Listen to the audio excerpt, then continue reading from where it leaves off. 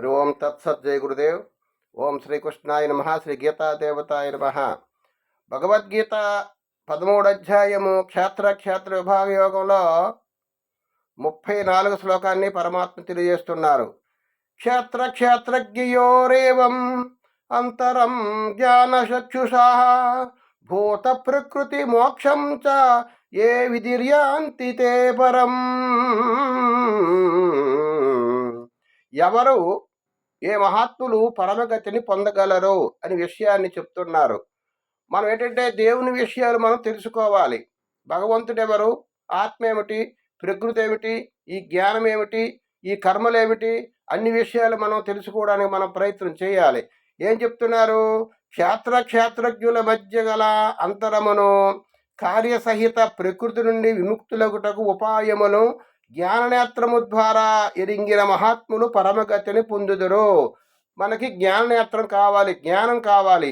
జ్ఞానము అంటే నేనెవరు, ఈ ఆత్మ ఏమిటి, ఈ పరమాత్మ ఏమిటి, ఈ మనుషులేమిటి, ఈ జీవులేమిటి, ఈ కర్మలేమిటి, ఎవరు ఏ కర్మ ఆధారంగా వారు కర్మ చేస్తూ ఉంటారు, ఎవరికి ఎటువంటి కర్మ వస్తుంది, నేను ఏ విధంగా ఏ భావంలో ఉన్నాను, నాలో ఉన్నటువంటి మనసులో ఎటువంటి భావాలు ఉన్నాయి, నేను నాలో మంచి భావాలు ఉన్నాయా, చెడు భావాలు ఉన్నాయా, చెడు భావాలు ఉంటే వాటిని రూపుమాపడానికి మనం ప్రయత్నం చేయాలి, లేకుండా చేసుకోవాలి. అలాగే మంచి స్వభావంతో, సత్సంగముతో, సత్పురుషులతో సహవాసం చేస్తూ, మహాత్ముల గ్రంథాలు చదువుతూ, శాస్త్ర పఠనం చేస్తూ, అన్ని రకాలైనటువంటి జ్ఞానంతో మనం ఎప్పుడు కూడా నిరంతరం కూడా అభ్యాసం చేస్తూ ఉండాలి.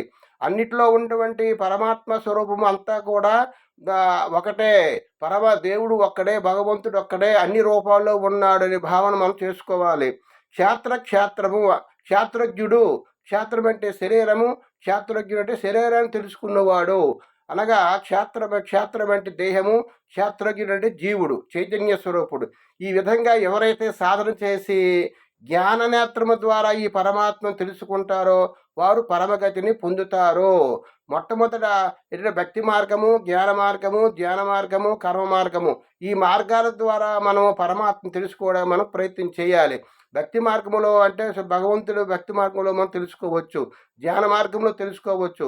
వీటన్నిటికంటే శ్రవణము ద్వారా భగవంతుడు కూడా తెలుసుకోవచ్చు అని చెప్తున్నారు భగవద్గీతలో. ఎవరైతే శ్రవణం చేస్తారో భగవంతుడి గురించి, శాస్త్రం గురించి, మహాత్మతాల ఉపన్యాసాలు ఎవరైతే వింటారో ఆ శ్రవణము ద్వారా మాత్రమే కూడా ఈ పరమపదాన్ని పొందడానికి అవకాశం ఉంది. కాబట్టి మన జ్ఞానాన్ని తెలుసుకొని ఈ జీవుడు ఏమిటి, శరీరం ఏమిటి, ఈ పరమాత్మ ఏంటి విషయాలన్నీ కూడా తెలుసుకోవడానికి మనం ప్రయత్నం చేయాలి. హరి ఓం తత్సత్.